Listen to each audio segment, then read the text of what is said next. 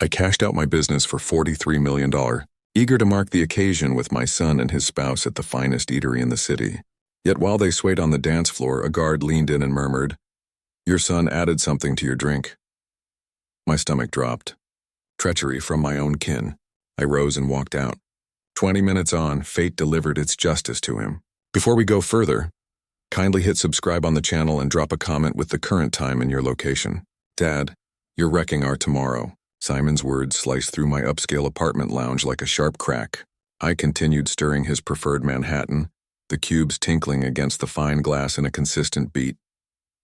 Beyond the expansive panes, the glow of Manhattan twinkled, but the coziness within had evaporated. "Simon, my choice is set. I'm offloading HickTech next month." The phrase lingered like haze in the space. I'd practiced it for weeks, but voicing it seemed dreamlike. 42 years of constructing, innovating, enduring boiled down to a single straightforward declaration. My son halted his strides, his complexion paling. "Dad, this isn't possible. It's our legacy enterprise." I passed him the cocktail. His finger shook faintly as he accepted it. Legacy enterprise. The term left a sour aftertaste. You barely grasp how our programs function. Ida glanced up from her notebook. She'd been jotting during our exchange, feigning helpful annotations, but I spotted a shrewd glint in her emerald gaze. "Irving, perhaps reconsider this." Her tone dripped with sweet worry, yet I detected the edge beneath. 3 years of observing her steer Simon had sharpened my sense for her maneuvers. I set my tumbler aside with purposeful emphasis. The clink resonated across the chamber. "I've pondered this for 3 years. The verdict stands." Simon started gesturing frantically, his limbs slicing the atmosphere as if leading a phantom symphony of urgency. "But my role? Our prospects? You're discarding all we've established." "All I've established," I amended. The difference was crucial. "You've just been drawing salaries." Ida's writing instrument dashed quicker over her pages. Whatever she noted, it wasn't session records. Simon banged his drink down. Golden fluid spattered onto my antique carpet. "This is madness. You're 65, not ancient. You could steer this firm for another 10 years. "I might, but I choose not to." The firmness in my delivery even caught me off guard. For months, uncertainty had plagued me. This evening, those qualms had dissolved like dawn fog. "I yearned to explore, Simon. To view the ancient wonders, stroll Tokyo streets, lounge on Thai shores without email alerts every few moments. Appoint a leader, retain the firm and the lineage." His plea was evident now. Perspiration dotting his brow amid the night's chill, and abandon you to meddle, to sabotage choices you can't comprehend. Ida rose elegantly, her notebook pressed to her like a shield. "Irving, there must be some middle ground. Simon has toiled diligently." I nearly chuckled. Diligently? Simon showed up at 10, departed at 4, and devoted most afternoons to golf outings with patrons who endured him solely due to my standing. "The choice is firm, Ida. I'm conferring with Titus Grant tomorrow to seal the deal." Simon's features flushed deep red. He resembled a kid robbed of his prized plaything. "Grant, you're handing it to Grant Tech?" "Our top rival. They're proposing $43 million in cash." The figure floated like a benediction. $43 million. Sufficient to reign luxuriously for my remaining days. Simon slumped into the armchair near the hearth, cradling his head. "You're demolishing it all, Dad, all of it." Yet I felt unburdened as I hadn't in ages. The load of duties, endless concerns, handling Simon's inadequacies, everything easing off like shackles at last released. Ida positioned herself behind Simon's seat, her palm on his shoulder, but her stare locked on me, scheming and icy. "When precisely is this transaction occurring?" she inquired softly. "Next month. The documents are underway." Her hold firmed on Simon's shoulder, and briefly I glimpsed a perilous shadow cross her expression, but it vanished swiftly, perhaps a trick of my mind. The night loomed before us, laden with unvoiced strains and concealed grudges. Outside, the metropolis pulsed with vitality and potential. Inside, the atmosphere weighed heavy with closures. Simon raised his head from his palms, and I noticed a shifted gleam in his gaze. Shrewd, frantic, but sharpened. "Fine, hold on, let me ponder." He rose once more, pacing deliberately around my low table. "Perhaps we could bring in an overseer or elevate me to equal partner." I stayed in my spot, twirling the cubes in my beverage. The urgency was nearly agonizing to observe. "Simon, you're unprepared to oversee even the marketing team." The reality struck him like icy spray. His teeth gritted, but he persisted in his circuit, in his scheming. Then mentor me. Grant me half a year. I'll demonstrate my worth. You've had a dozen years to showcase it. Ida's stylus swept across her notebook in rapid lines. Whatever scheme brewed in her thoughts, she was recording it meticulously. Simon ceased his steps and confronted me squarely. Suppose I acquired your share bit by bit over the years. With whose funds? Your earnings? His cheeks reddened anew, but he forged ahead. I could secure backers, loans from banks. There must be a method to preserve this within the bloodline. I placed my tumbler aside and reclined in my seat. The hide felt toasty against me, inviting. It was as if I viewed another's existence playing out. Simon, you're in debt for $17,000 on plastic. Your home loan is upside down. Which financier would entrust you with $43 million? The ensuing quiet was profound. Even Ida paused her scribbling. Simon's frame drooped. The spirit fled him like escaping gas from a pierced vessel. Okay, Dad. His tone was subdued now, vanquished. If this is your ultimate call, I honor it. The statement rang empty, scripted, yet I wished to accept it. Indeed, son. It's the moment for each to forge their path. I got up and headed to the liquor cabinet, decanting a scotch for myself this round. The cubes chimed gently as I dropped in a pair. You'll manage, Simon, you both will. The deal encompasses exit payments for every staffer. You'll have space to seek fresh opportunities. Ida shut her notebook with a gentle click. Naturally, Irving, we comprehend fully, but an undertone in her voice prompted a keen look her way. She grinned, though it failed to touch her eyes. Simon approached the glass, gazing at the urban illuminations. His image in the pane appeared spectral, ethereal. 43 million, he murmured softly. That's transformative wealth, it is. I intend to reshape mine entirely. Journeys, you mentioned. The ancient structures, Tokyo. Among various spots. I have an extensive itinerary. I'd begun compiling that roster 3 months prior. Lands I'd never visited. Adventures deferred for years while erecting the enterprise. Ida rose and adjusted her attire. Well, this has been quite the night. Simon, love, maybe we ought to depart. Allow your dad some repose. Simon assented without shifting from the view. Yes, sensible. He came over and clasped my hand. His hold was strong, but his gaze stayed remote. Well done, Dad. I wish you attain all you seek. The sentiment should have uplifted me. Instead, it echoed like a farewell heavier than intended. Ida brushed her lips to my cheek, cool on my flesh. Look after yourself, Irving. This is a monumental choice, the most significant of my existence. They collected their items in hush. Simon's jacket, Ida's bag, her enigmatic notebook stowed securely within. At the threshold, Simon pivoted once more. I care for you, Dad. You realize that, correct? I care for you too, son. The declaration held truth, rendering it all tougher. Once they departed, I lingered in my vacant lounge, scotch clasped, observing the metropolis pulse beneath. Tomorrow I'd convene with Titus Grant. Tomorrow I'd initiate unraveling all I'd constructed. This night, for the initial time in months, tranquility enveloped me.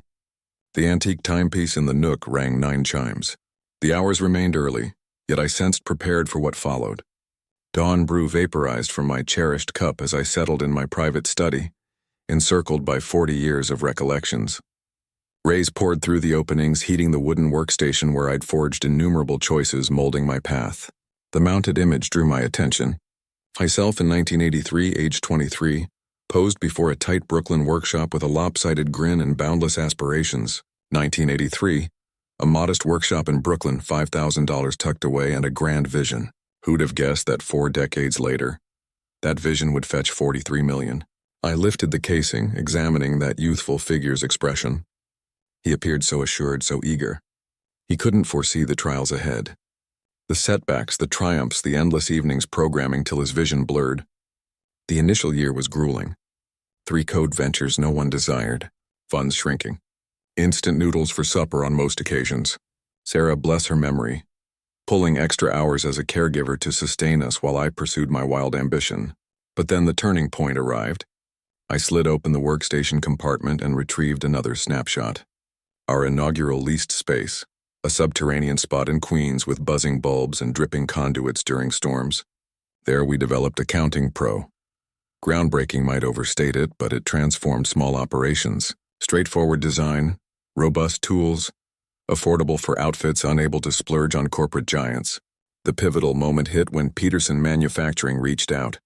Their prior setup failed, erasing quarters of fiscal data. They were frantic, open to any fix. $50,000, our debut substantial agreement. I recall fixating on the payment so intently that Sarah snatched it and deposited it herself. From then, momentum surged. Buzz circulated in commercial circles. Accounting Pro earned trust among modest firms. We expanded capabilities, onboarded coders, relocated to superior quarters. By 1990, 20 staff. By 2000, exceeding 100. The workshop era seemed a distant tale. I savored my brew and eyed the wall displaying our premier payment in a frame. $500 from a Bronx eatery proprietor needing stock monitoring aid. From $500 to $43 million. The essence of opportunity quantified, but achievement bore prices. 70-hour stretches, skipping Simon's sports events, dozing at my station more evenings than I'd admit. Sarah ever patient until malignancy claimed her 5 years back. That's when the burden truly pressed, erecting for kin only to see kin drifting while I was preoccupied. Simon lacked curiosity in the mechanics. He craved the perks, the funds, the prestige, the cushy role without comprehending the bedrock supporting it all. Ida exacerbated matters. I observed her appraising Simon's legacy worth at their nuptials, actually noting firm holdings amid the festivities. I extracted the recent fiscal summaries. Hicks Solutions stood robust, lucrative, expanding. Clients spanned 37 states, programs powering multitudes of enterprises. But exhaustion gripped me, profoundly to my core. The device hummed. Titus Grant's team verifying our afternoon session. Mr. Hicks, Mr. Grant anticipates reviewing the buyout specifics, as do I, $43 million. Ample to circumnavigate the globe repeatedly. Ample to truly exist rather than merely labor. I rose and approached the pane. Central Park unfurled below, verdant and vibrant with the season. Folks ran trails, entertained kids, tossed crumbs to waterfowl. Existence unfolded there. Authentic existence beyond boardrooms and earnings. Simon would endure. He possessed wits despite his indolence. Ida would ensure he stabilized. She'd committed too deeply to permit his total downfall. The decision felt right in the morning light. Selling wasn't betrayal. It was liberation. Finished my coffee and began gathering the documents I'd need for the meeting. Contracts, financial statements, asset valuations, the paperwork of dreams becoming reality. In a few hours, I would sit across from Titus Grant and begin the final chapter of this story. The Hick-Tech story would end, but Irving Hicks's story would continue. That young man in the Brooklyn garage would finally get to rest. The afternoon sun slanted through my office windows, casting golden rectangles across the financial reports spread on my desk. Numbers that once caused sleepless nights now looked like poetry. Profit margins, growth percentages, market expansion data. 40 years I built this empire. It's time to enjoy the fruits of my labor. Tokyo, Paris, Tuscany. So many places I never saw. I pulled out the world map hanging on my wall, running my finger along routes I'd dreamed about for decades. The cherry blossoms would be blooming in Tokyo this time of year. I could walk through Ueno Park, visit the ancient temples, taste real ramen from street vendors. My laptop displayed the final quarterly reports. Revenue up 18%, client retention at 94%, software downloads exceeding projections by 30%. Hick-Tech had become exactly what I'd envisioned in that Brooklyn garage, but the numbers felt distant now, like looking at someone else's achievements. I opened my desk drawer and pulled out a leather-bound notebook. Travel planning, something I'd never had time for during the building years. Paris first, I muttered, making notes in careful handwriting. The Louvre, Notre Dame. Those little cafes Sarah always wanted to visit. Sarah. She would have loved this moment, seeing me finally step away from the desk that had consumed so many years of our marriage. She understood the drive, the necessity of building something lasting, but she also knew when enough was enough. The Tuscany section of my travel guide lay open beside the notebook. Rolling hills, vineyards, stone cottages where time moved at wine speed instead of New York speed. I could rent a villa, learn Italian, write the memoir I'd always postponed. My phone buzzed. Titus Grant's assistant confirming our meeting for Wednesday. 2 days to finalize everything. I closed the laptop with decisive finality. The Hick-Tech era was ending, but Irving Hicks's next chapter was beginning.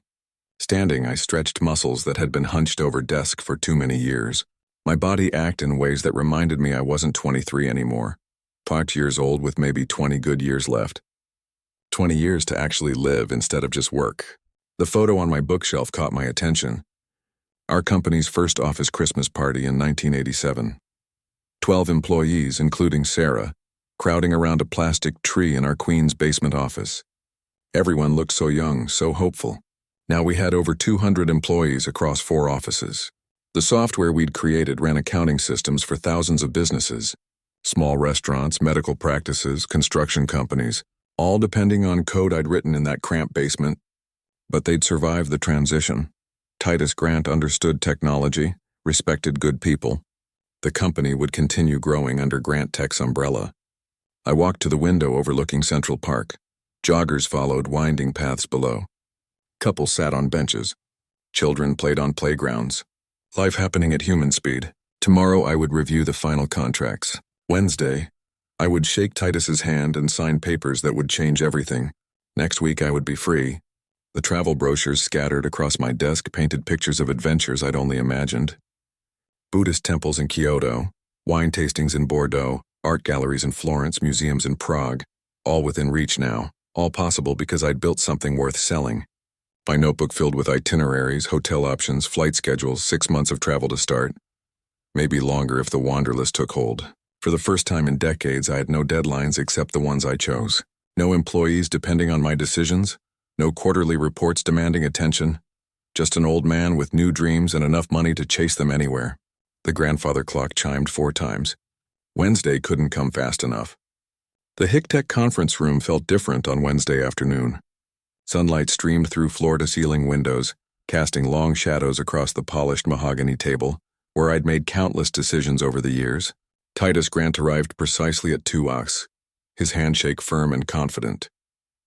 Everything about him projected competence: silver hair perfectly styled, navy suit impeccably tailored, eyes that missed nothing. Irving, your company is exactly what Grant Tech needs for expansion. His voice carried the authority of someone accustomed to making million-dollar decisions. I appreciate directness in business. I'm glad HICTech will be in reliable hands, Titus. We settled into leather chairs while my assistant brought coffee.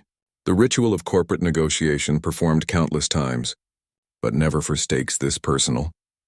Titus opened his briefcase and withdrew thick folders. Contract drafts, financial projections, transition timelines, documents that would transform my life's work into numbers on a balance sheet. Your software architecture is impressive. Clean code, scalable design, excellent documentation. He'd done his homework. I respected that. 40 years of refinement. We've learned from every mistake. It shows your client retention rates are exceptional. The conversation flowed naturally between professionals who understood each other's language. No manipulation, no posturing, just 2 businessmen reaching mutually beneficial terms. I presented the company portfolios I'd prepared. Client testimonials, growth projections, technical specifications. Everything organized with the precision that had built HICTE's reputation. Your team is talented, Titus observed, reviewing employee profiles. We'd like to retain most of them. They're good people. They deserve stability. $43 million is a fair price for such an asset. The number still sounded surreal. $43 million more money than I could spend in several lifetimes. It's generous but fair. You're buying proven technology and established relationships. Titus smiled, the kind of expression that closed deals. Deal. Official paperwork next week. We shook hands across the table.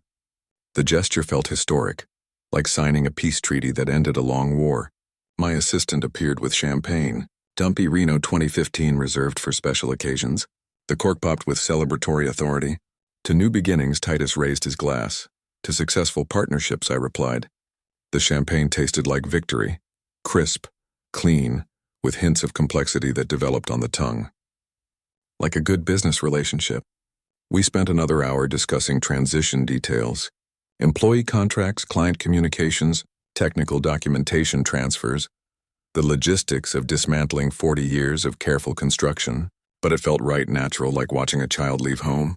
Painful but necessary. Your son will be taken care of during the transition. Titus's question was professional, not personal. Simon will receive the same severance package as other employees. It's time he made his own way. Fair enough, independence builds character. The words carried wisdom earned through experience. Titus understood the balance between family loyalty and business necessity. By 4, we'd covered everything. Preliminary agreement signed, timeline established, expectations clarified. Next Wednesday would bring final signatures and wire transfers. Irving, it's been a pleasure. You've built something impressive here. Thank you. I'm confident you'll take it even further. After Titus left, I remained in the conference room, looking out at Manhattan's bustling streets. People hurried along sidewalks, chasing deadlines and dreams. Soon I would join them, not as a businessman, but as someone with time to notice the world beyond profit margins. My phone showed 3 missed calls from Simon. He probably wanted updates about the sale. For once I had good news to share. Champagne had left me feeling generous, optimistic about family relationships that had been strained for too long. Maybe this new chapter would bring us closer together. The signed contracts lay spread across my penthouse coffee table like victory flags. Final sale documents, wire transfer confirmations, corporate dissolution papers. The complete dismantling of my life's work, now officially complete. I poured myself a celebratory scotch and reached for my phone. Time to share the news with family. Simon answered on the second ring. Dad, how did the meeting go? His voice carried unusual energy, almost excitement. Simon, it's official. The company is sold. Let's celebrate tonight at Bella Vista. The words felt surreal leaving my mouth. 42 years reduced to past tense. Congratulations, Dad. Etta will be thrilled. What time? Something in his tone made me smile. Perhaps he was finally accepting the transition. Terrace table with park view. We'll be there. And Dad, I'm proud of you. The unexpected warmth in his voice touched something deep in my chest. When had he last said those words? Thank you, son. That means everything. After hanging up, I called the concierge. Giuseppe, I need a reservation at Bella Vista for tonight. Something special. Terrace seating. Park view if possible. Congratulations on your business success, Mr. Hicks. I'll arrange the perfect table. Giuseppe had managed this building for 15 years. He knew when to ask questions and when to simply deliver results. The shower felt luxurious. Hot water washing away years of corporate stress. I dressed carefully. Navy suit, silver tie, Italian leather shoes. Tonight called for formality. My reflection in the bedroom mirror showed a man transformed. Still 65. Still carrying the lines that came with decades of responsibility. But lighter somehow. Unburdened. The scotch had left me philosophical. How many celebrations had I missed while building HickTech? Birthday dinners postponed for client emergencies. Anniversary trips canceled for product launches. Time traded for money. Then money traded for more time. Sarah would have laughed at the irony. I selected a vintage watch from a collection, a PC Philippe I'd bought to celebrate our first $1 million year but never worn. Tonight seemed appropriate for dormant luxuries. The evening stretched ahead with possibilities. Good food, fine wine, family conversation without the specter of business obligations casting shadows. Outside my windows, Central Park glowed with early evening light. Couples walked hand in hand along tree-lined paths. Children played on playgrounds while parents watched from benches. Normal life. The kind I'd observed but rarely participated in. My phone buzzed with iText from Yeppe. Bella Vista table confirmed. Prime Terrace location 80 P&M. Champagne service arranged. Perfect. Simon and Ida deserved a proper celebration. Despite our recent tensions, they were family. The only family I had left. I straightened my tie and checked the time. 7:15. Enough time to walk through the park. Arrive fashionably punctual. The contracts on my coffee table caught my eye one final time. Legal documents that severed 4 decades of connection. Tomorrow I would wake up as a retired man with no company to manage. No employees to consider. No quarterly projections demanding attention. Just Irving Hicks with more money than he could spend. And finally, enough time to remember who he used to be before business consumed everything. The evening air would be crisp. Perfect for a celebratory dinner. Fine Italian cuisine, excellent wine. Family conversation about the future, instead of corporate obligations. I grabbed my keys and headed for the elevator, feeling lighter than I had in years. Tonight we would toast new beginnings. The entrance to Bella Vista glowed with warm amber light as I approached through Central Park's evening shadows. Simon and Ida stood waiting beneath the restaurant's elegant awning, their figures backlit by Italian lanterns strung along the terrace. Dad. Simon's embrace felt genuine, almost desperate. Ida kissed both my cheeks, her smile perfectly calibrated. Irving, you look wonderful. Success suits you. The hostess led us through the main dining room to our reserved terrace table. Manhattan sparkled below us like scattered diamonds, Central Park stretching endlessly into darkness to new life and new adventures. I raised my wine glass, feeling lighter than I had in decades. To you, Dad, you deserve happiness. Simon's voice carried an edge. I attributed it to excitement. We clinked glasses beneath string lights that swayed gently in the evening breeze. The sound rang pure and celebratory. Ida ordered for the table. Obuco risotto Caesar salads. Everything felt perfect, orchestrated like a scene from a movie about successful families celebrating life's victories. Irving, tell us about your travel plans. Eda leaned forward with apparent interest. Japan first. I've always dreamed of seeing the cherry blossoms. The words painted pictures in my mind. Ancient temples framed by pink petals. Quiet gardens where time moved at nature's pace instead of business schedules. When Sarah was alive, we talked about Kyoto. Every spring she collected photographs of the philosopher's path. The waylight filtered through blooming branches. Simon fidgeted with his napkin, checking his watch repeatedly. That sounds incredible, Dad. How long will you stay? 6 weeks minimum. Maybe longer if the wanderlust takes hold. A jazz quartet began playing near the bar, their music drifting across the terrace like smoke. Couples swayed together on the small dance floor, lost in each other's arms. Ida touched Simon's hand. Darling, shall we dance? That song is lovely. Simon hesitated, glancing between her and me. Go ahead, I encouraged. I'll enjoy watching you two. It's been ages since I've seen you dance together. They rose from the table, moving toward the music with careful steps. Simon's hand trembled slightly as he placed it on Ida's waist. I settled back in my chair, sipping wine and watching them move in slow circles. The evening felt magical, suspended between past achievements and future possibilities. A man in a dark suit positioned himself near the terrace railing, his eyes scanning the restaurant with professional attention. Security, probably. High-end establishments always employed discreet protection. The music swelled, violins weaving through saxophone melodies that spoke of romance and new beginnings. Simon and Ida looked beautiful together, young and elegant against the city's glittering backdrop. This was what success meant. Not the bank accounts or business accolades, but moments like this, family together, celebrating life's victories surrounded by beauty and possibility. My orange juice sat half-finished beside the wine glass, ice cubes melting slowly in the warm evening air. The restaurant's atmosphere embraced us like a comfortable embrace. Soft lighting, gentle conversation, the subtle clink of silverware against china. Other diners talked quietly at surrounding tables, their voices blending into a sophisticated murmur that spoke of prosperity and contentment. Tomorrow I would begin planning the Japan trip in earnest. Travel guides, hotel reservations, cultural research. The kind of detailed preparation that had made Hixie successful would now serve leisure instead of business. Simon spun Ida slowly, her dress flowing around her legs like water. They looked happy, settled, ready to build their own lives without depending on my company for security. Perhaps this transition would bring us closer together. No more business tensions, no more concerns about inherited responsibilities, just family, enjoying each other's company without the weight of corporate obligations. The security guard shifted his position, now facing our table more directly.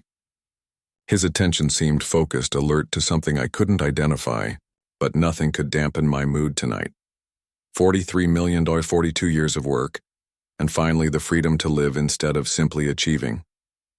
The jazz quartet's melody grew softer as Simon and Etta continued their slow dance, their movements hypnotic under the terrace lights. I watched them with paternal pride, remembering when Simon had been too shy to ask girls to dance at school events. A shadow fell across my table. Excuse me for the interruption, sir. I'm Mike, security for this establishment. I looked up to find the man in the dark suit standing beside my chair. His expression was professional but troubled. Yes, what's the matter? I saw that young man pour something into your juice when you were distracted. The words hit me like cold water. I stared at him, certain I'd misheard. What, are you certain? That's my son. Mike's face remained grave, his voice steady. Unfortunately, yes, please be careful. My eyes moved to the orange juice glass, innocent-looking amber liquid with melting ice. The glass I'd been about to finish when Simon and Ida returned from dancing. The world tilted slightly. Sound became muffled, distant. You're absolutely sure? I watched him do it while you were watching the musicians. He added something from Asmal container. Simon, my son, the boy I'd taught to ride bicycles, helped with homework. Supported through college. Sir, are you all right? Mike's voice seemed to come from far away. I looked toward the dance floor where Simon held Ida close, his back to our table. They moved together with practiced intimacy, unaware that their plan had been discovered. My own son had tried to poison me. The realization crashed over me in waves. All those forced smiles tonight. Ed's calculated conversation. Simon's nervous energy I'd attributed to excitement. They'd planned this probably for weeks. Sir? I forced myself to focus and Mike's concerned face. Thank you, what? What should I do? Don't drink anything from that glass. Do you want me to call the police? Police? My son arrested for attempted murder. Headlines in the business journals. Public humiliation for our entire family. No, not yet. I need to think. Mike nodded, understanding. I'll keep watching from over there. If you need anything, just signal. He retreated to his position by the railing, but I could feel his attention focused on our table. My mind raced through possibilities. Confrontation would mean public scene, police involvement, media attention, everything I'd worked to build, destroyed by scandal. But doing nothing meant accepting that my son had attempted murder.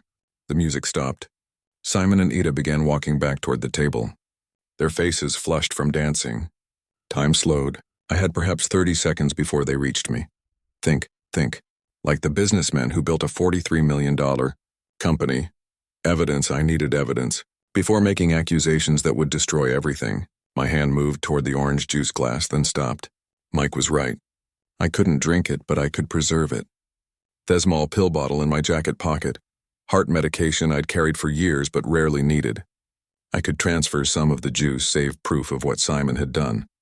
My fingers worked quickly, unscrewing the tiny cap while keeping my eyes on the approaching couple. Did you enjoy the music? Ida called out as they drew closer. Beautiful, I managed. My voice surprisingly steady. 20 seconds. The pill bottle filled with orange juice. Evidence of my son's betrayal preserved in pharmaceutical plastic. I capped it, slipped it back into my pocket. 15 seconds. What to do with their remaining juice? The decorative plant beside our table provided the answer. I poured the contents casually, as if watering the greenery in a moment of absent-minded generosity. 10 seconds. Simon and Ida reached the table's edge. We should do this more often, Simon said, pulling out Ida's chair. His hands looked steady now. No tremor, no nervous energy. Whatever he'd put in my drink, he believed it was done. Simon slid into his chair, face glowing with apparent satisfaction from the dance. Ida arranged her dress carefully, both of them watching me with expectant smiles. My own son? How could I have been so blind? But now I know the truth. That was lovely, I said, my voice surprisingly calm. You two danced beautifully together. The orange juice glass sat empty before me, its contents now feeding the restaurant's decorative plant. In my jacket pocket, the pill bottle felt heavy with evidence. Where's your juice, Dad? Simon's question sounded casual, but I caught something else underneath. Anticipation, maybe. Finished it while watching you dance. Thirsty work. Celebrating. His smile faltered for just a moment, barely perceptible, but I saw it. Should we order dessert? Ida's voice carried forced brightness. He stood, reaching for my wallet. Actually, I think I'll call it an early evening. Long day, you know? The final paperwork was exhausting. Both their faces changed. Confusion then something sharper. But Dad, we just got started. Rain check. I placed $300 on the table. More than enough to cover our meal and generous tip. Tonight was perfect. Thank you both. I kissed Ada's cheek, embraced Simon with arms that felt like they were moving through water. I love you both, I said, the words carrying weight they couldn't understand. Dad, wait. Simon started to rise. Stay, finish your wine, enjoy the music. I can find my own way home. I walked away from the table with measured steps, feeling their eyes on my back. The weight of $43 million meant nothing compared to the weight of my son's betrayal. Mike appeared beside me as I reached the restaurant's interior. Smart thinking with the plant, he said quietly. Evidence preserved, threat eliminated. Thank you. You saved my life tonight. Part of the job. Will you bell right getting home? I'll manage. The evening air felt different as I stepped onto the sidewalk. Cooler, sharper, like breathing in a new world where nothing was as it seemed. Behind me, through the restaurant's windows, I glimpsed Simon and Ida at our abandoned table. They were leaning toward each other. Intense conversation replacing the relaxed mood of minutes before. Planning what to do next. Probably how to explain their father's sudden departure to themselves and each other. I walked through Central Park, my footsteps echoing on empty paths. Joggers passed occasionally, their breathing visible in the cooling air. The pill bottle in my pocket contained more than orange juice. It held proof that the son I'd raised, educated, and supported had tried to murder me for money. 43 million worth killing for, apparently. But they'd failed. And now I knew exactly who they really were beneath the smiles and family embraces. The apartment buildings along Fifth Avenue rose like monuments to success and betrayal. Lights twinkled in thousand-a-month windows where families lived normal lives without attempted murder over dinner. My penthouse waited ahead, sanctuary and prison combined, safe from physical harm but trapped with knowledge that would change everything forever. Tomorrow, I would decide what to do with the evidence. Tonight, I would simply survive the shock of learning that blood relationships meant nothing when money was involved. The decorative plant would wilt within days, proving the juice had been poisoned. Mike would remember what he'd witnessed. The pill bottle would provide laboratory confirmation. Everything I needed to destroy the son who had tried to destroy me. But first I had to figure out how a father becomes his child's enemy overnight. The answer, I suspected, was that he'd always been the enemy. Tonight had simply revealed what was already true. Manhattan's lights blurred past the taxi window as I sat in the back seat, the pill bottle heavy in my jacket pocket. The driver hummed along to jazz radio, oblivious to the fact that his passenger had just escaped murder. My phone buzzed. Simon's name flashed on the screen. I stared at it for 3 rings before answering. "Dad, where are you?" "We came back and you were gone." His voice carried concern, but something else lurked underneath. Anticipation, maybe. Hope. "Sorry, Simon, I suddenly felt sick. Went home." "Oh, a pause then. I hope it's nothing serious." The tone hit me like cold water. Joy. Barely concealed excitement masquerading as worry. My own son was hoping I would die. "Don't worry. I'll be good as new tomorrow." "Are you sure? Maybe you should see a doctor." "You left so suddenly." He was fishing, trying to determine if the poison had worked. Each word dripped with false concern while his real emotions leaked through. "Just tired, son. Long day with the final paperwork." "Oh, right. The sale. Well, get some rest, Dad. Feel better." The line went dead. "No, I love you." No genuine concern. Just relief that his father might be dying. I slipped the phone back into my pocket and leaned against the taxi's worn leather seat. $43 million, that's what my life was worth to them. The apartment building's doorman greeted me with professional courtesy, but I barely heard his words. Everything felt distant, muffled, like experiencing life through thick glass. My penthouse elevator climbed silently toward the top floor, carrying me away from the world where sons didn't poison fathers and family meant something more than inheritance calculations. Inside my apartment, I locked the door with unusual care. 3 deadbolts I'd never used before tonight. The pill bottle came out of my pocket like evidence from a crime scene. Under my desk lamp, the orange liquid looked innocent enough. Vitamin C and attempted murder mixed in equal parts. I placed it carefully in my safe next to insurance papers and stock certificates. Evidence of betrayal worth more than any financial document I'd ever protected. The leather chair in my study embraced me like an old friend. This morning I'd sat here planning exotic travels and peaceful retirement. Tonight I was planning what? Justice, maybe? Or just survival? The phone rang again. This time I let it go to voicemail. Simon's voice filled the room. "Dad, I'm really worried about you. Call me back, okay? Ada sends her love." Ada sends her love. The woman who had coached my son through attempted murder was sending her love. I poured myself 3 fingers of scotch and stood at the window overlooking Central Park. Somewhere down there, in a restaurant I'd never visit again as an innocent man, a decorative plant was slowly dying from the poison meant for me. Tomorrow I would need to find a private laboratory, someone discreet who could analyze the sample and provide official documentation. Then perhaps a lawyer, someone who understood inheritance law and how to protect assets from murderous heirs. But tonight I would simply sit with the knowledge that my family had tried to kill me for money. The scotch burned, but not as much as the truth. Outside, the city hummed with normal life, people having dinner, watching movies, calling relatives with genuine affection, a world where family bonds meant protection instead of danger. My reflection in the window looked older somehow. The man who'd celebrated business success a few hours ago had died at that restaurant table. Someone harder had taken his place. Someone who knew that blood meant nothing when 43 million was involved. The next morning brought clarity that sleep had refused to provide.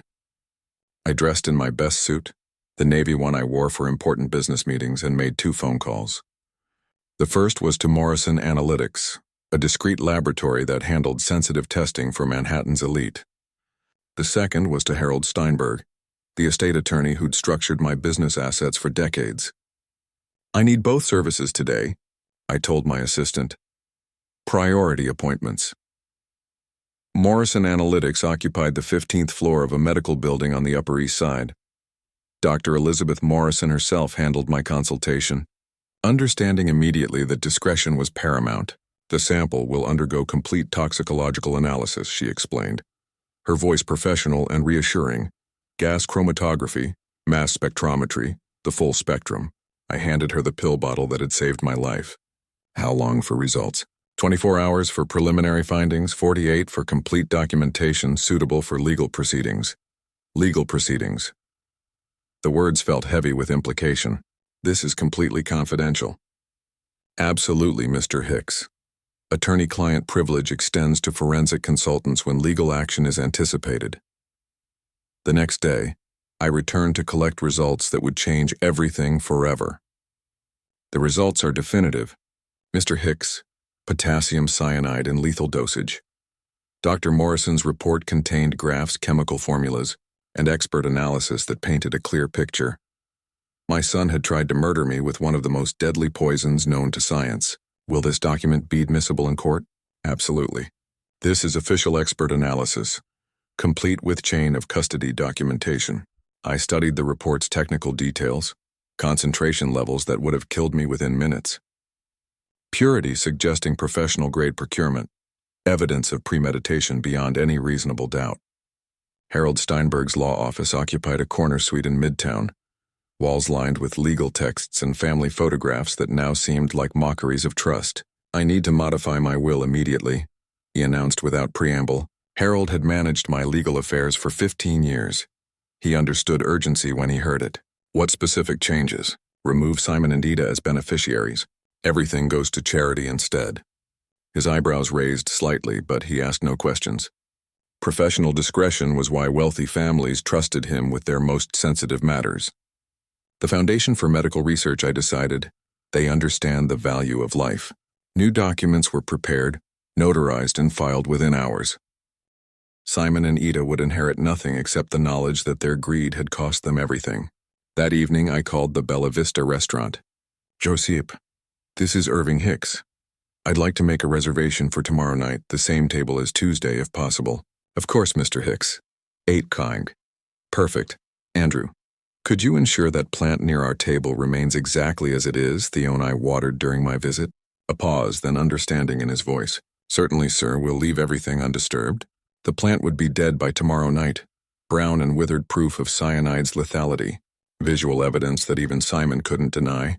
I spent that evening preparing a letter, each word chosen with the precision that had built my company. Simple, direct, devastating. "Simon and Ida, I know about the cyanide. Mike Riley witnessed your poisoning attempt. The toxicology report confirms attempted murder. My will has been changed. You are no longer my heirs. The $43 million will benefit medical research instead of funding your comfortable lives. You chose greed over family. Now you have neither. Irving." The envelope sealed with waxed old-fashioned finality that matched the gravity of its contents. Tomorrow night I would return to the scene of their crime for the final act of this family drama. Not as a victim, but as a judge delivering sentence. Justice served at the same table where betrayal had been attempted. The irony felt appropriate. The Bella Vista restaurant felt different on Thursday evening, charged with the electricity of approaching justice. I arrived precisely at 8 Towers, the sealed envelope tucked inside my jacket like a weapon. Jeppe himself escorted me to our familiar table on 3 Terrace, the same table where my son had tried to murder me 3 nights earlier. "Your guests haven't arrived yet, Mr. Hicks." "They will." I positioned myself facing the entrance, the envelope placed deliberately beside my water glass. The decorative plant nearby had turned brown and brittle, its leaves curled and lifeless from Tuesday's poisoned irrigation. Perfect evidence. Simon and Ita arrived 10 minutes later, their faces carrying the subtle satisfaction of people who believed they'd gotten away with murder. Simon wore a black suit that seemed premature morning attire. "Dad, you look well." Surprise flickered across his features. "Better than expected, you mean?" They settled into their chairs, Etta smoothing her dress with hands that had helped plan my death. The evening breeze carried the scent of dying flowers and betrayed trust. How are you feeling? Ida's voice dripped false concern. Simon was so worried about your sudden illness. I gestured toward the withered plant. Interesting what poison can do to living things, isn't it? Both pairs of eyes followed my gesture, landing on the brown, twisted remains of what had been healthy greenery 3 days ago. Simon's face drained of color. That plant received a special watering Tuesday night, I continued conversationally. Orange juice mixed with potassium cyanide. Same mixture you intended for me. Ada gripped her napkin, knuckles white against the starched linen. I lifted the envelope, holding it like a judicial document. This contains everything you need to know about your failed attempt. Simon's hands trembled as he accepted the envelope. His fingers fumbled with the wax seal, finally tearing it open with desperate urgency. I watched his face as he read, witnessed the exact moment hope died, and reality crashed down. His mouth opened and closed wordlessly like a fish drowning in air. "What is this?" His voice cracked on the question. Ita leaned over, reading the letter that destroyed their future in clinical, businesslike language. "Dad, wait. This was all, Ada. I didn't want to stop." My voice cut through his desperate lies like a blade. "Mike Riley saw you pour the cyanide. The toxicology report confirms attempted murder. You chose money over family. I stood looking down at the son who had tried to kill me and the woman who had orchestrated it. You wanted my $43 million. Medical research will benefit from it instead. You wanted me dead. You're dead to me instead." Simon rose halfway from his chair, panic making his movements clumsy. "Please, Dad, I can explain." "Goodbye, Simon. Forever." I walked away from the table without looking back, leaving them with their destroyed dreams and the evidence of their crimes. Behind me, I heard Simon's voice rise in desperate pleading, but the words meant nothing. Now Josip appeared at the restaurant's entrance as I approached. "Will you be returning, Mr. Hicks?" "No, my business here is finished." The evening air felt cleaner as I stepped onto the sidewalk. Central Park stretched ahead, full of honest shadows and straightforward darkness. No hidden poison, no murderous relatives, no betrayal disguised as love. Just the beginning of a life where family meant nothing and justice meant everything. My phone would ring tonight, probably many times. Simon and Ida would beg, threaten, promise anything to change what had already been decided. I would let it ring. 43 million had bought me more than retirement. It had bought me the truth about who my son really was, and the freedom to live without pretending that blood was thicker than cyanide. The city lights twinkled like scattered diamonds as I walked home alone, but no longer vulnerable.